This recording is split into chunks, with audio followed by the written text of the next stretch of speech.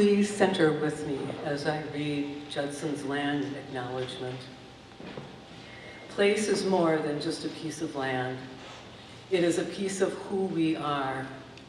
For too long, we have associated this place where Judson sits with our European American roots, forgetting the people who called this place home for centuries before us.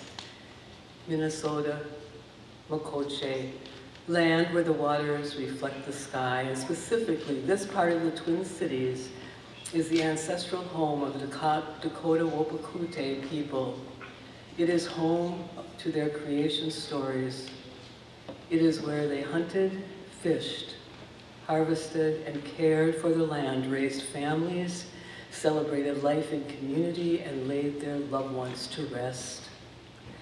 We acknowledge that we, the people, our ancestors and governments, forcibly removed the Wapakute from their ancestral lands through relocation, warfare, execution, imprisonment in concentration camps, starvation, disease, and forced assimilation. Treaties were made and subsequently broken by us. We remember and lament the history of this land. Today we acknowledge and appreciate our Dakota, Anishinaabe, and other indigenous people as neighbors and fellow citizens. We commit to do better by our neighbors, to stand with them and to learn from them as we seek to create a community that sees the Creator's face in everything.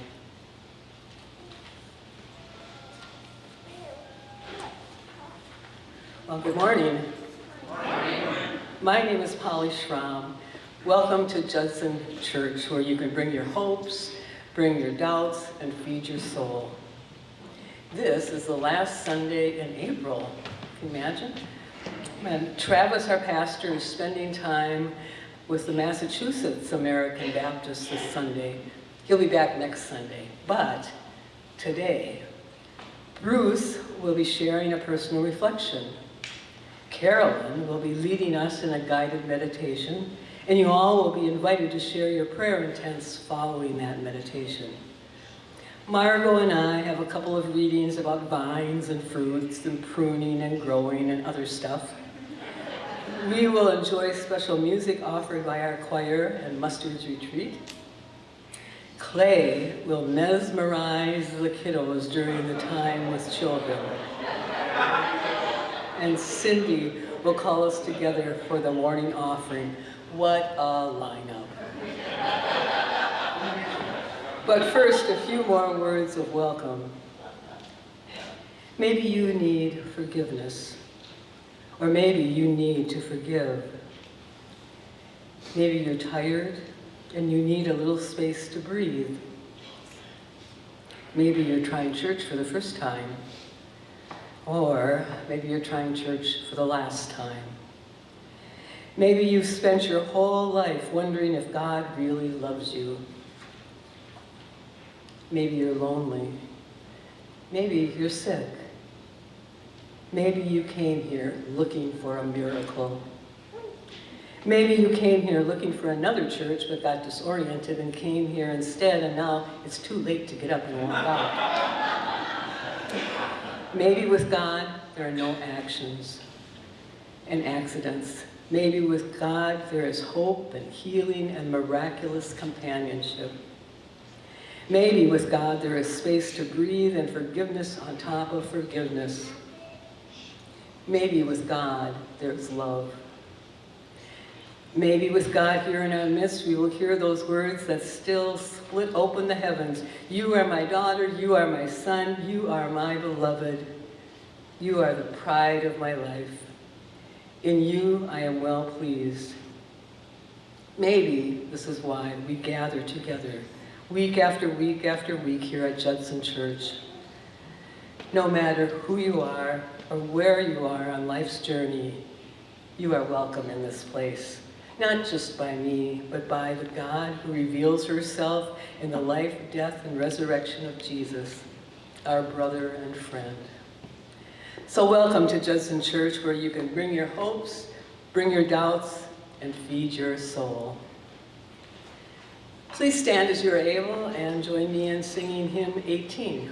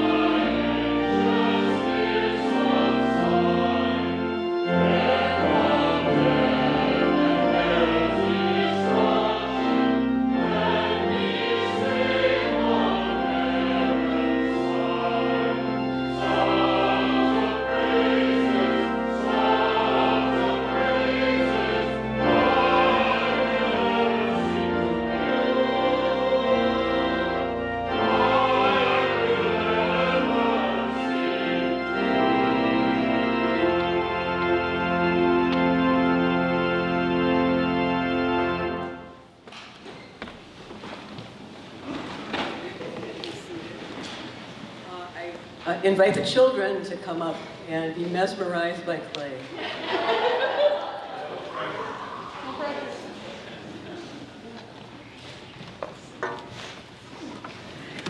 Mesmerized is another word for putting in a trance, which I can do by boring people to tears.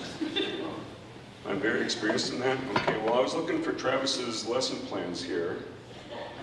And, well, there's none there. All right, so we're going to wing it here, you guys. You know what else I was looking for, though, too?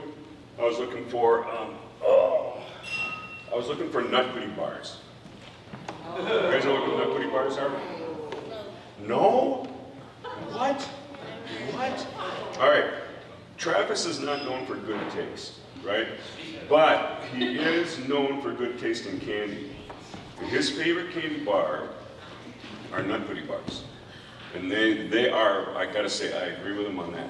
And he used to, I don't know if I should even tell you this, because he's gonna get mad at me. But he used to bring nut goodie bars every once in a while and give them out at time with children. Do you think he should do that maybe one of these times? Yeah. Yeah? You know, and well, see, I like it too, because sometimes he has extras, and he gives it to us in the choir. Okay? So, and I'll get that too once in a while. I'll get a nut goodie bar from Travis, or if there's leftovers, I'll just come up and sneak and grab it. Didn't Travis give you an assignment last week? What? Tell It us. said muse for 30 minutes today. Muse for 30 minutes. What does muse mean? What does that mean? Daydream. Daydream. Did you guys daydream? Anybody want to share what they daydreamed about?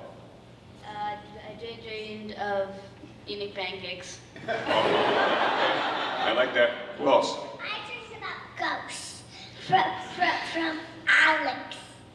Oh, you did? Okay. All right. And you, what did you daydream about? Cars running by, Cars running by? like on the highway. Okay. Cars running by on the highway. Okay. What'd you daydream about there, Sleepy? You're all right. You're already mesmerized. Success. Eating cake. Say it again. Eating cake. Eating cake. Anybody else want to share what they daydreamed about? This is our first time here. Oh, it is. Did you? So, do you daydream anyway? Yeah. Do you want to share what you daydream about? No, thank you. No? Okay, that's all right. All right. Well, you know what? I wasn't sure how talkative you'd be because I was going to ask you a couple of questions. So maybe we can try this, okay? What do you all like about being here? What does Judson, what does this place do for you? Or what should this place do for you? What do you think? Big joy. Bring joy, okay. What, you know what? I mean, I know you've been listening to Travis, and it sounds like that's the answer to make Travis happy, right? Is that what it was? Was it? Yeah, okay, all right. Make sure you look at the camera when you so Travis can see that, you know, that you're being a good student, you're repeating what he had taught you. What else? Candy. Candy. So you get candy, or is that something we need? I mean, I kind of planted that seed, didn't I, about You should get candy. that Travis should bring nut goodie bars. Everyday candy. Every day, every day. Is there anything else that Judson does or should do that would help you in some way? I see something wanting to come out of your mouth. What is it? What? No? No? Okay, how about this? Something we've been talking about. You see, I was already here. I have this thing, not just to look important, but I was going to write down. So I'm going to write down candy. I was going to write down your answers and pass this on to Travis. And what I do too, you know, I told you before, I substitute teach, right? And I always write a note to the teacher saying, oh, it was a good day or it was a bad day, or also say I have a good list and a bad list. But normally, you know, I don't worry about the bad list so much because I don't want to make the teacher be the bad guy, right? We don't want to make Travis be the bad guy, right, and have to discipline you or anything, right? Right? Okay. So the other question, though, I wanted to ask is, and I'm thinking of kind of what some of the adults have been talking about. It's like kind of the pledge drive, and that's the time of the year when it's like people got to say, well, okay, you know, it costs money to run this place. You know, can people maybe make a pledge to help support the church, right? Either with giving money or by helping out, volunteering. So now, the question to you guys is, what can you do to help Judson? What can you do? Be kind. Okay, that's good. Everybody hear that? Be kind. That's a very good one. Absolutely. Okay, we got a monopoly here. All right. Be helpful. Be helpful. What else? Be respectful. Be respectful. Okay. What? Helping give out good nutty bucks. Okay. All right. I like that. What? Giving $1 every day. Okay. You know, that's a nice thing to do. Now, normally for you guys, I don't know how much money you earn for allowance or anything. So you can do that, but there's other things you can do too, right? Being kind, being helpful. Any other ideas? Yeah. If you give sparkles every day and gems every day, then you'll be a princess. If you give sparkles and gems every day, you will be a princess. And that is so what we need. I see you have kind of a sparkly gem right there. Can you show everybody? Show everybody that. What is that in your hand?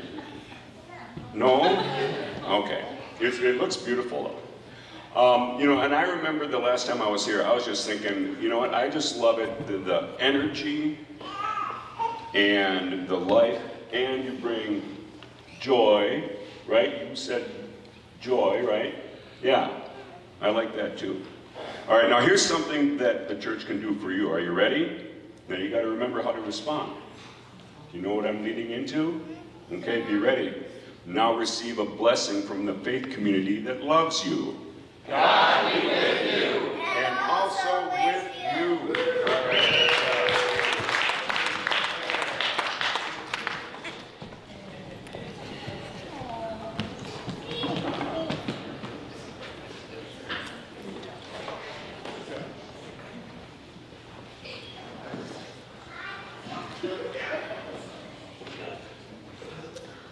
I am going to read, I am Margot Willett, and I am going to read a passage from John 15.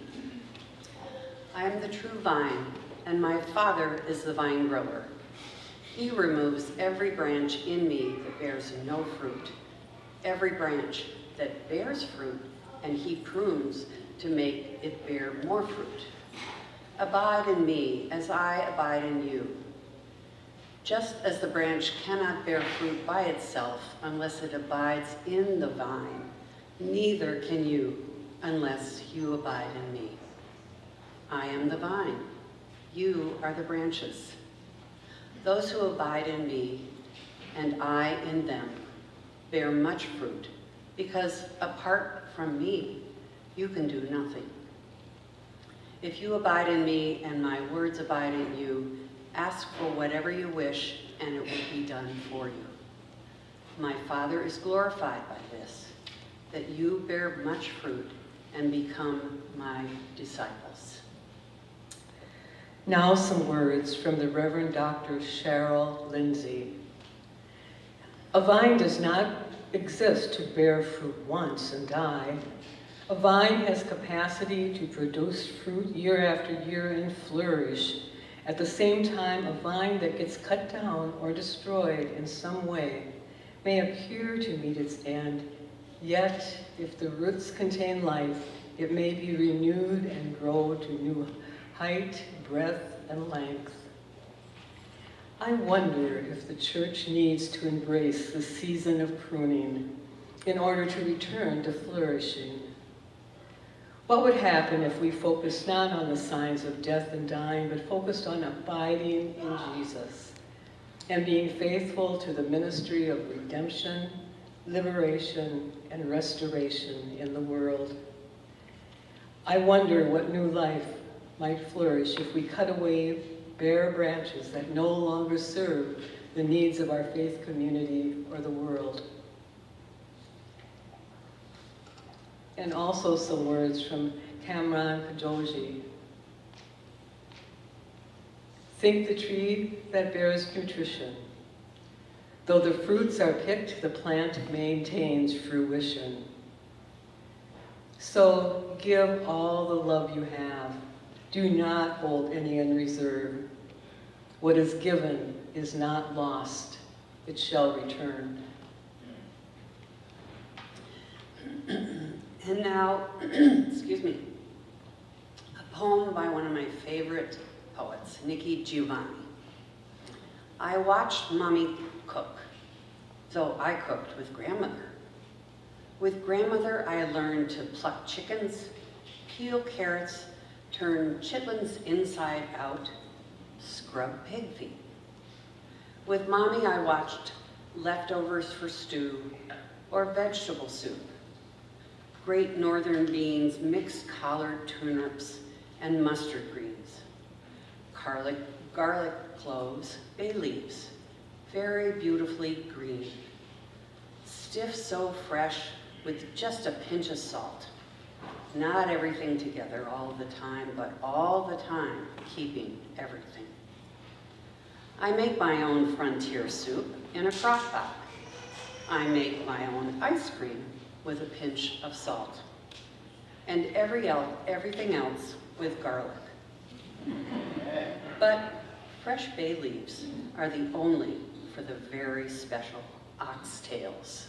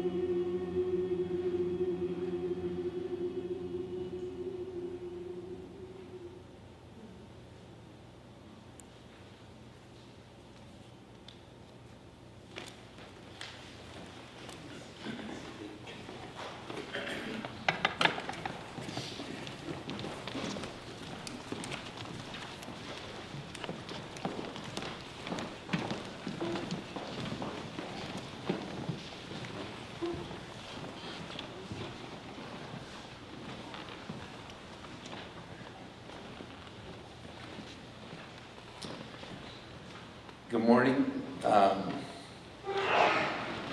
I'm Bruce Elliott.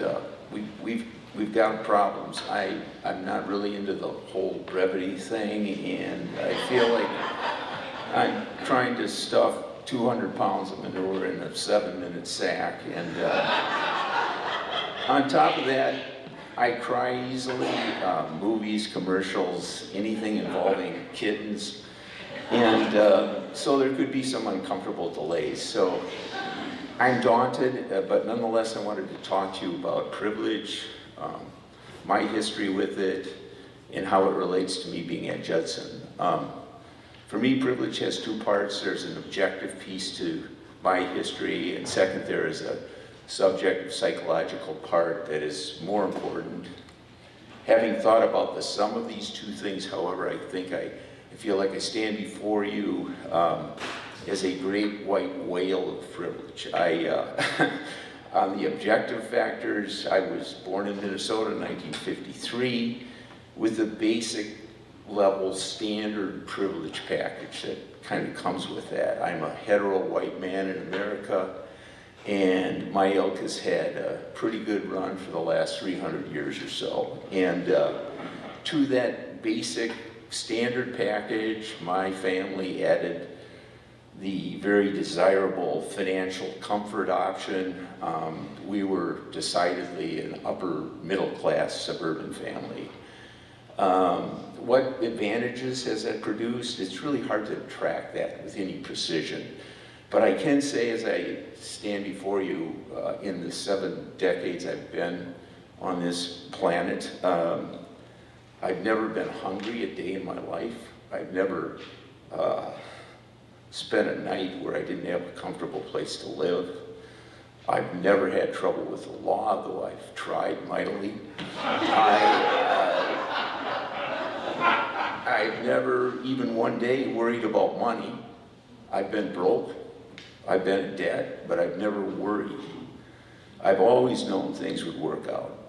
So I've moved through this world, this life, without the weight of worrying and working to plug the dam on these critical things that so many people have to worry about, and unjustly so.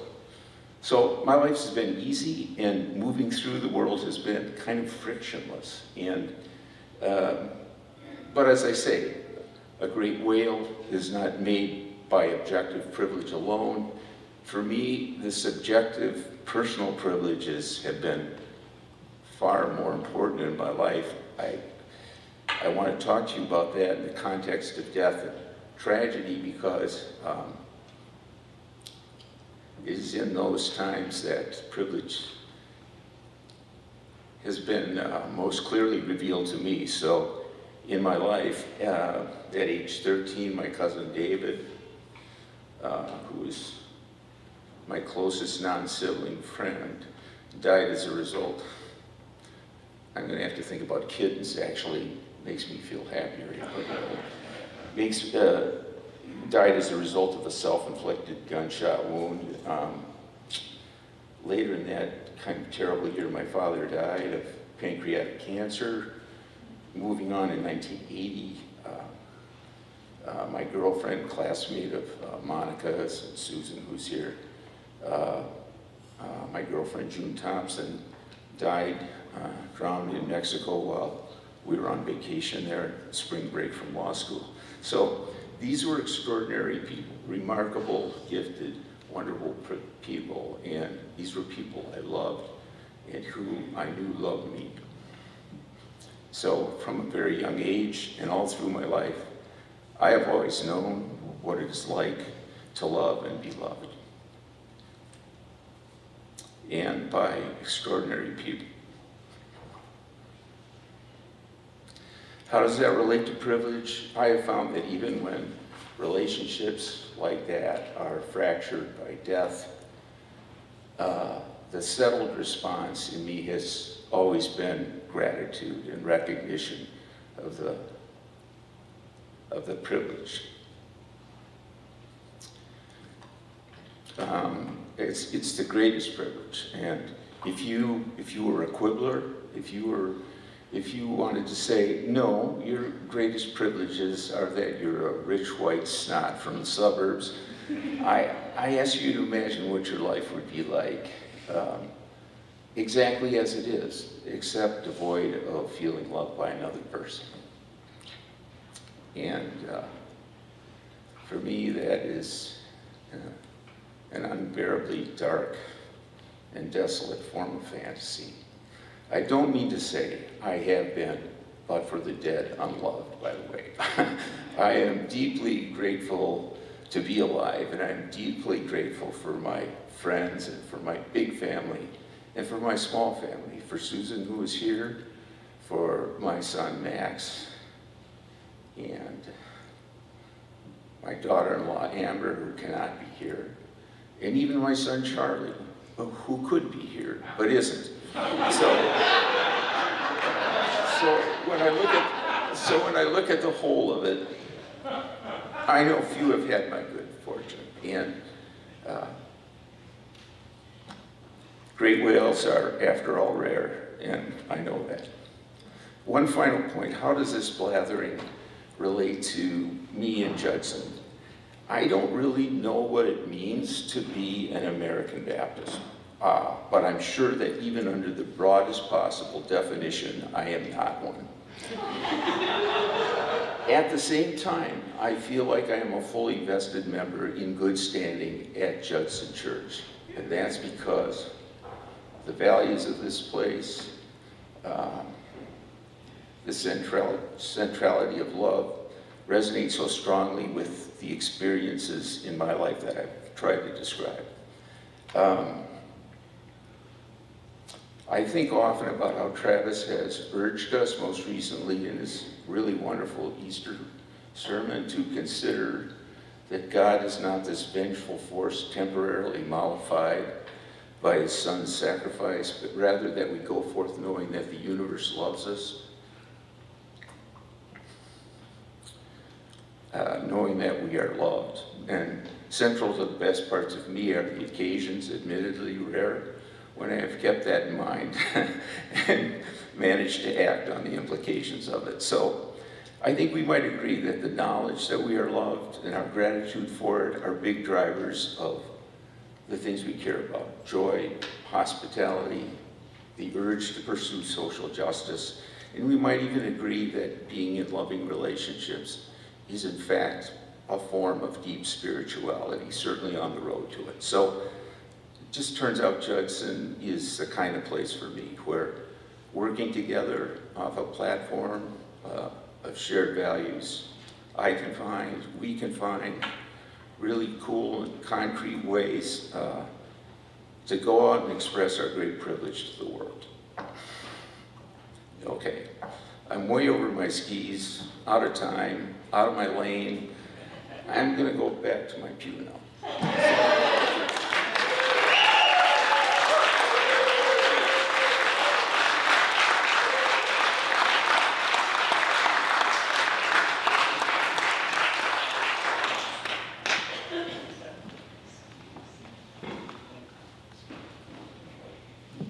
That was really beautiful, Bruce. Thank you. Why don't you take a moment now to settle into what we heard. Take a moment to close your eyes if you feel comfortable. And we're going to move into, and this is what we do every time that I'm up here, we're going to move into different ways of knowing, right? There's mind knowing, but there's also body knowing, there's also heart knowing. So that's what we're going to do now by sitting in our pews, closing our eyes, and bringing our attention to our breath.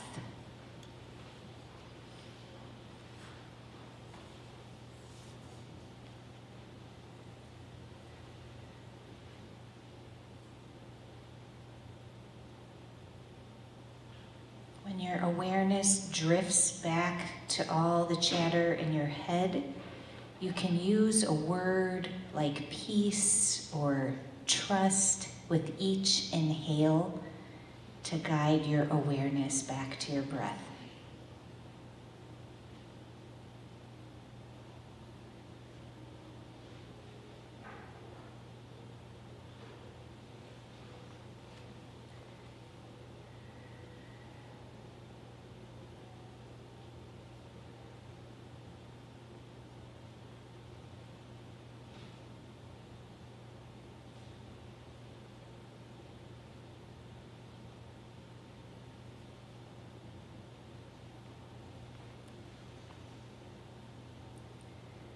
Now we're going to process what we heard today in the readings, what Bruce shared. We're going to process it not in our heads, but in our bodies, our guts, our heart. And we're going to breathe some questions out into the air and simply notice what arises within us in response. This awareness can come now, or when you're driving home, or as you fall asleep tonight. We're just going to try to bypass our thinking mind and allow yourself to be surprised by what rises up in you in response to these questions.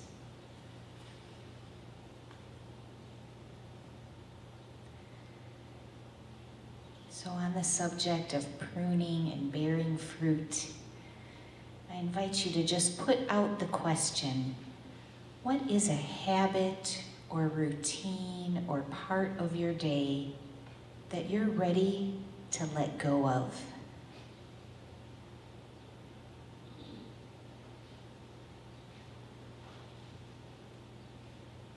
That you're ready to prune.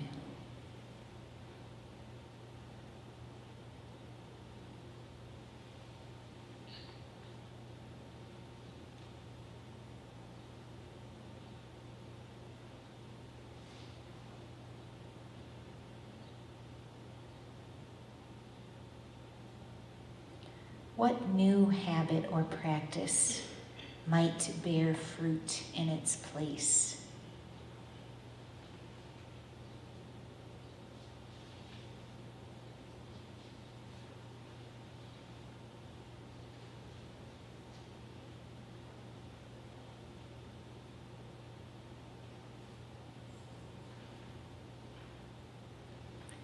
Don't think, just notice.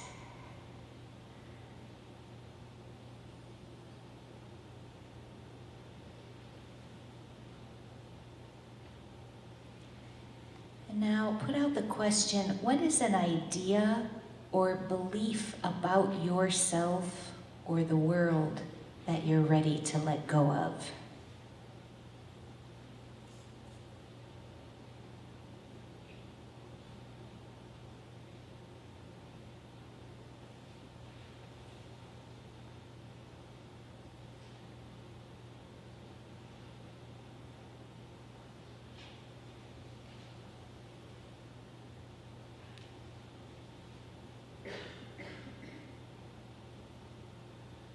What new belief might rise up in its place?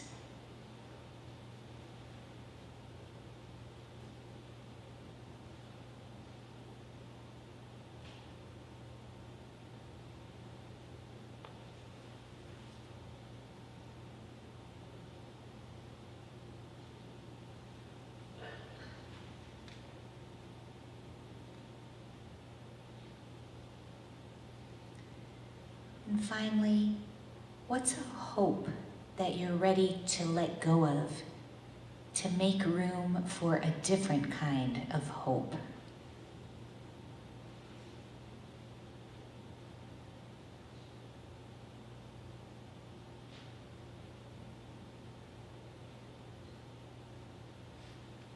What's something you can use a fresh perspective on?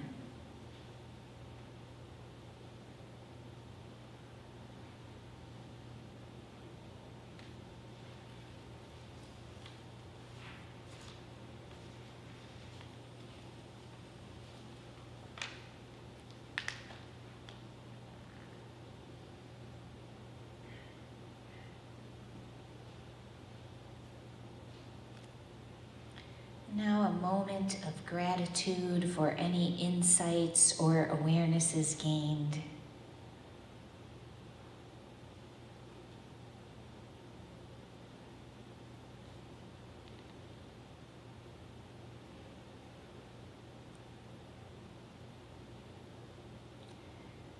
Gratitude for the presence and guidance of Spirit in your life.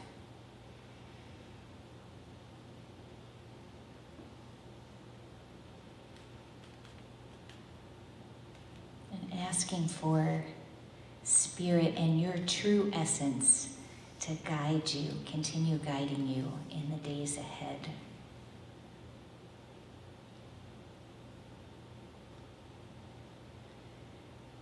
And when you're ready, you can open your eyes and find the slips of paper in your pews and write down a hope. Maybe it's a new hope or a new idea or a blessing or an intention or a gratitude.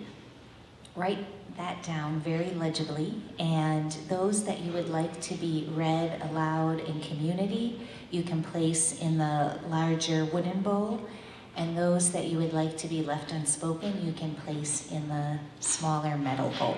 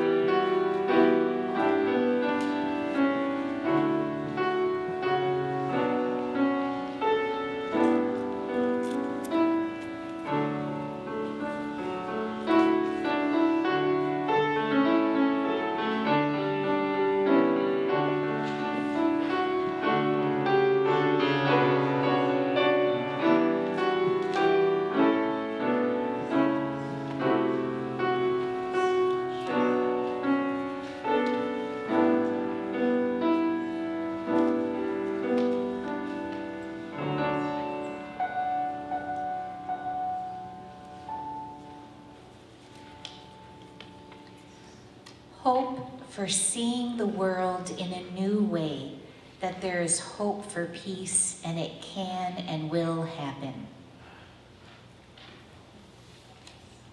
Prayers for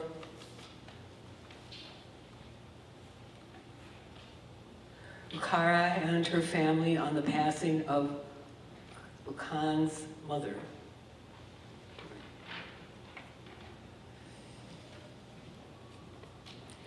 Gratitude for Bruce's personal reflection that was so real and that I resonated with deeply. Prayers for the continuing recovery of a friend after an aorta aneurysm repair. I hope the senior high school class of 2024 will be guided and feel peace with their future decisions. I am grateful that after some hard and painful times, my daughter has found her joy. I hope for discernment on when to have knee replacement surgery. I am grateful for the love of family, friends, and fellow Judsonites.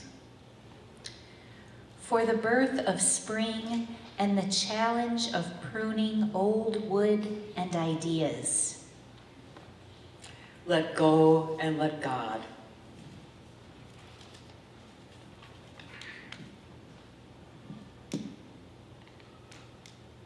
Prayers for my hometown, Minden, Iowa. It was hit by an F5 tornado. The support pouring in from surrounding towns has been profoundly moving.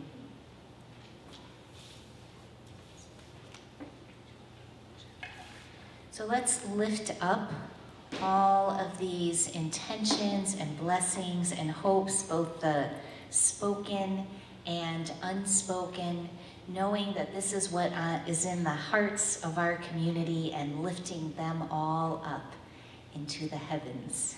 Amen.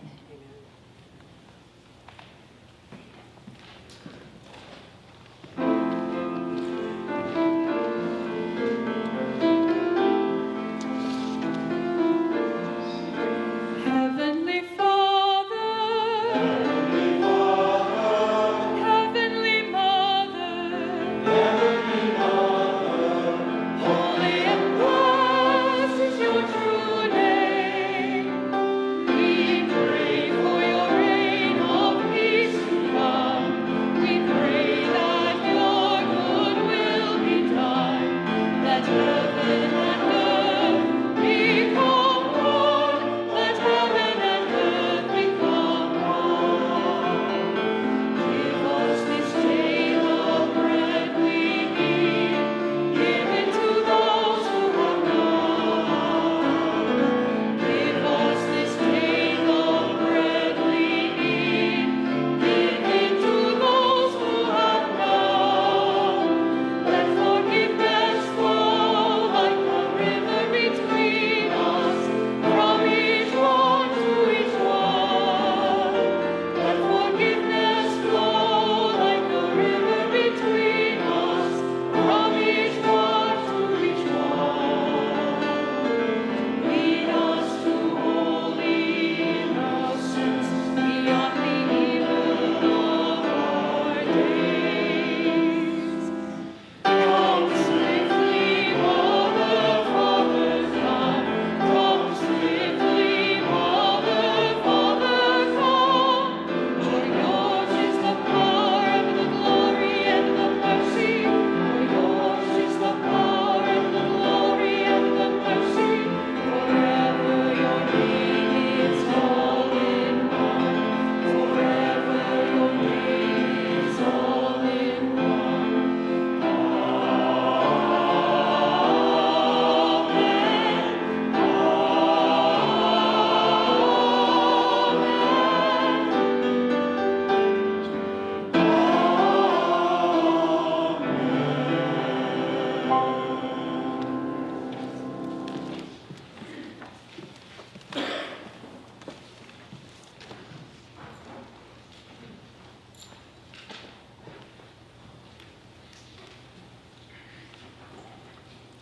So y'all be happy to know that I am known for my brevity. So just a quick update on pledges. As of Friday before the mail, according to Eileen, we have 60 pledges in, 6 of them new pledges. Yay! Thank you very much, everybody. That's great. But that still leaves us way short of our budget goal from committees and personnel and building upkeep and everything. Frankly, about 100K short. So we need more donations. The Finance Committee is meeting tomorrow night to talk about where we're at and what we're going to do with all that information. So please turn in your pledges today if at all possible. So you may ask, why to give and why do I give? Many would call it a donation. I call it an investment. It is an investment in a beautiful community. It is an investment in values that matter. It is an investment in our future, in our kids. It is an investment in a healing place of sanctuary. It is an investment in a place where music, art, and love flourishes. It is an investment in a place where you can be fully yourself and vulnerable, and people applaud you for that. And it is an investment in making the world a better place. So please make a pledge, turn in a card, send an email, whisper to Eileen. Please invest what you can. The returns are priceless.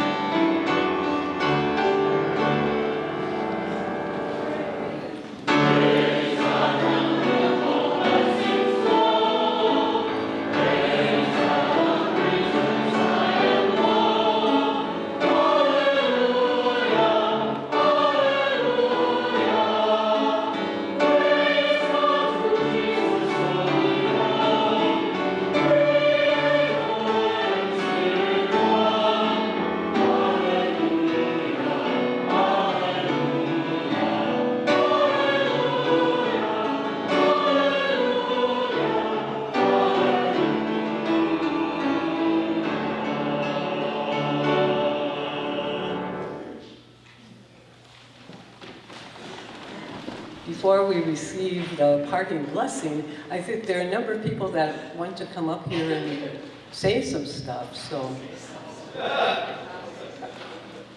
here they come.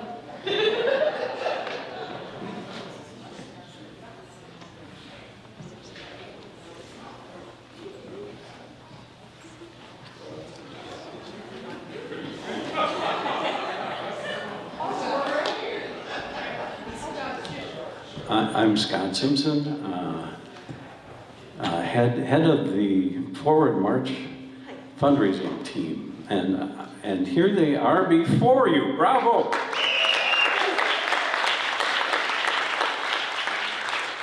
So we have Francie Nelson, Diane Colangay, Doug Harvey.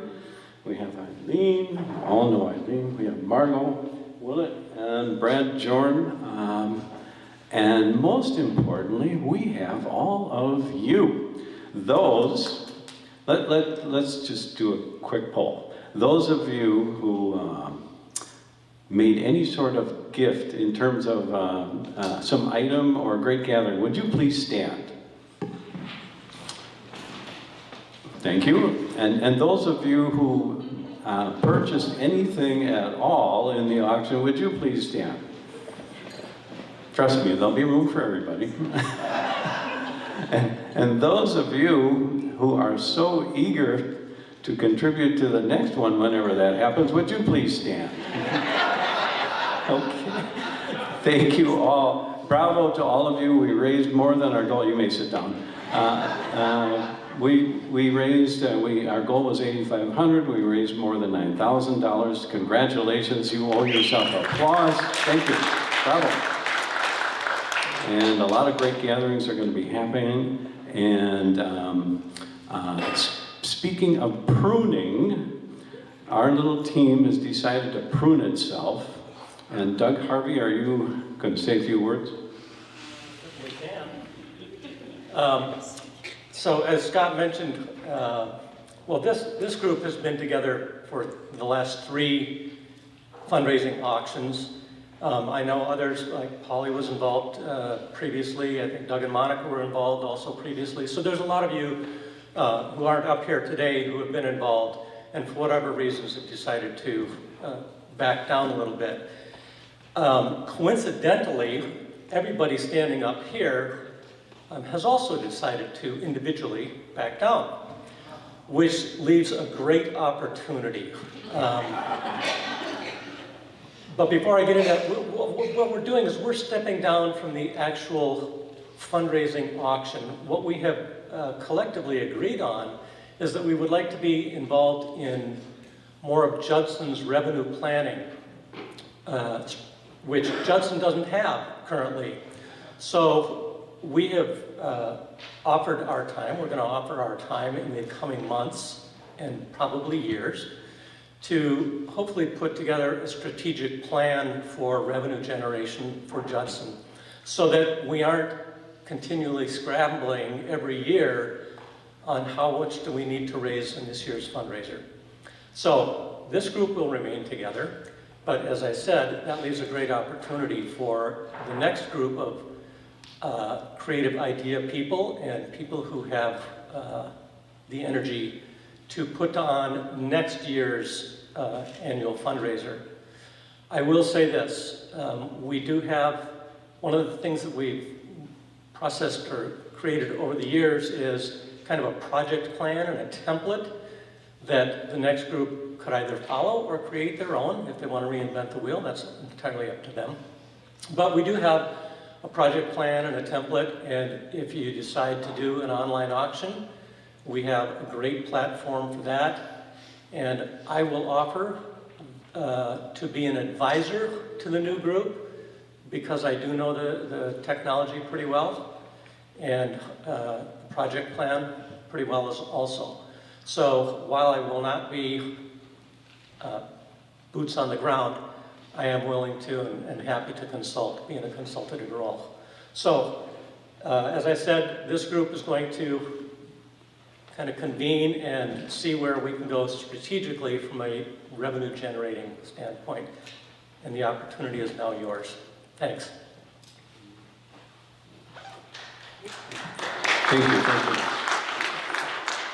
you. And strategic planning belongs to all of us. So it's not just a group of people, but from the bottom up, we will strategic plan. The second Sundays, June, July, August, we'll meet back in the Ian Judson room. Everyone is invited to that process, and it's very important, so I hope you can all make it. Thank you. Thank you all.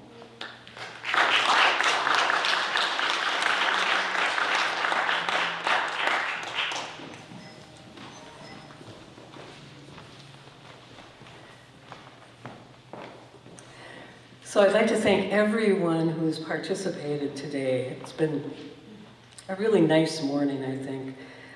Thank you, Margot. Thank you, Bruce. Thank you, Carolyn. Thank you, Clay. Thank you, Cindy. Thank you, choir, John and Jim. And you're going to be hearing from the Mustard Retreat, and Brad is going to be introducing them. So we have a special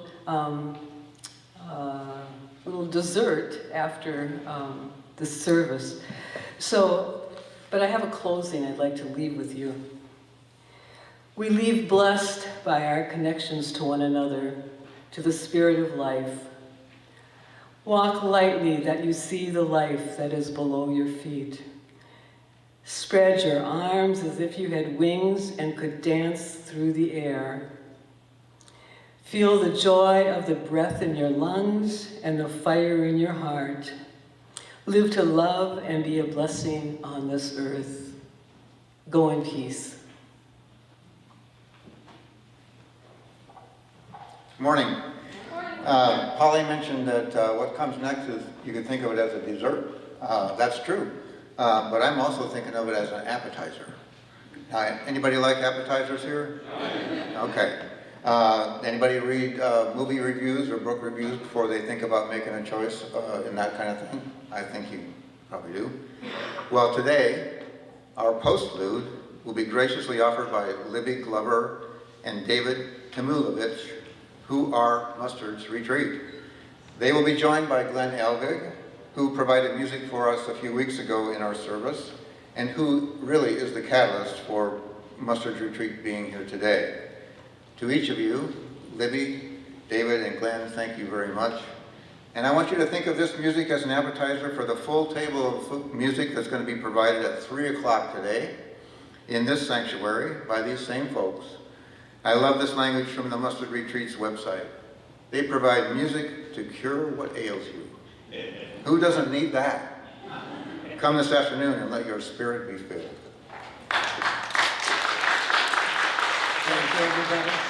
Thank you. It's an honor and a privilege, really, for us to be here. And you know, we're from Michigan. Glenn brought us here for his wonderful Creek House concert series, and helped arrange us to be here today for you. So, and we have done more than 7,000 shows over the last 50 years. And we've done a lot of churches. We have never been in one where I've heard so much laughter. It's just delightful. It's been delightful. And you've all been so welcoming. We really thank you for that. And so this is a song I wrote after the 2004 presidential election. I wasn't feeling too good about it. It was the middle of November, and I thought, boy, politics has gotten so ugly, how's it going to get any worse?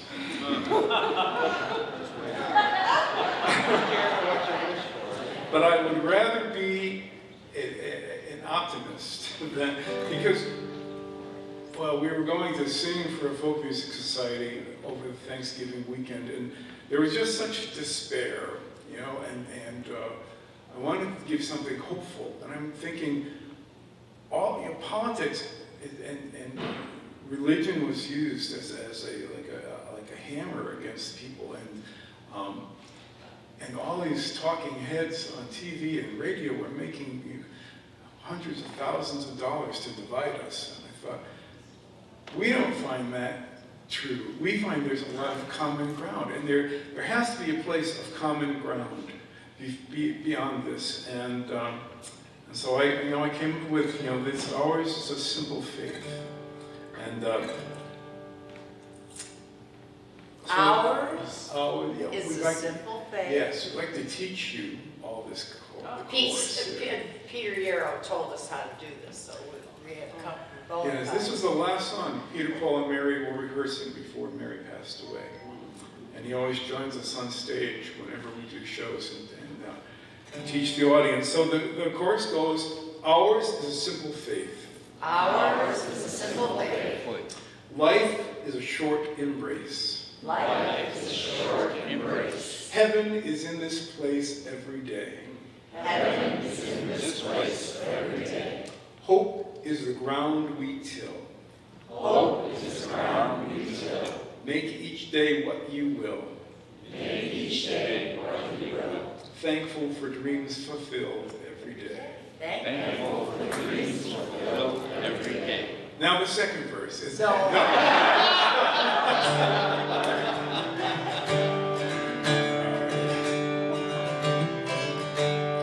Ours is a simple faith. Life is a short embrace. Heaven is in this place every day. Hope is the ground we till. Make each day what you will. Thankful for dreams fulfilled every day. No room in this heart for fear. No judgment day drawing near. Trust that inner voice you hear every day. Life's not a goal or race. It's about heart and faith and living a life of grace every day. Ours is a simple faith. Life is a short and this place and this place every day. Hope is the ground we till. Hope is the ground we till. Make each day what you will. Thankful for dreams fulfilled every day.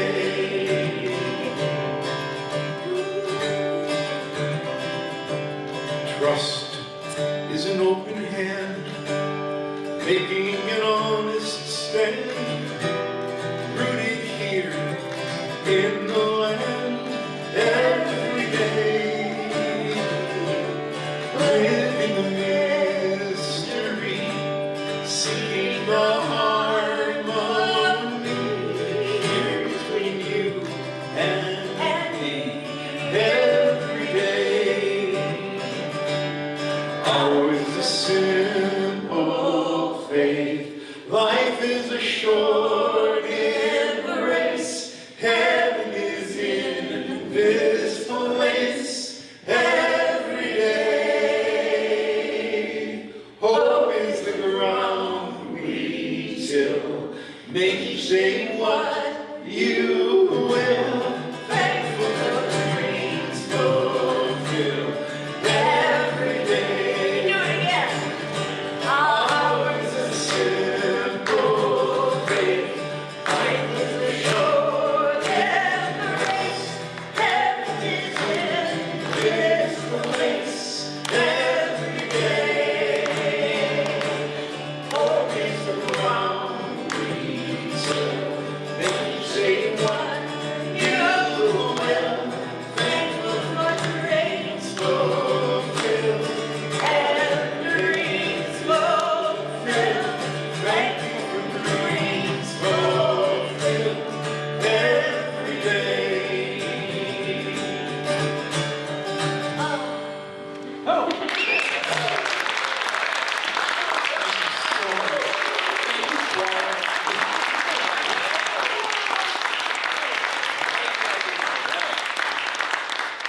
Can I just say one thing?